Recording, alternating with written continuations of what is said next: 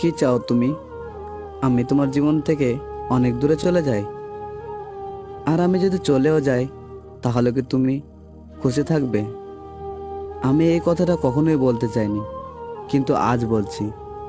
আমি তোমার জীবন থেকে অনেক দূরে চলে যাব। হ্যাঁ, আমি জানি তোমায় ছাড়া আমার বেঁচে থাকাটা খুব কঠিন হয়ে যাবে, কিন্তু তুমি চিন্তা করো না, আমি শিখে যাব। আর যদি না পারি, তাহলে বেঁচে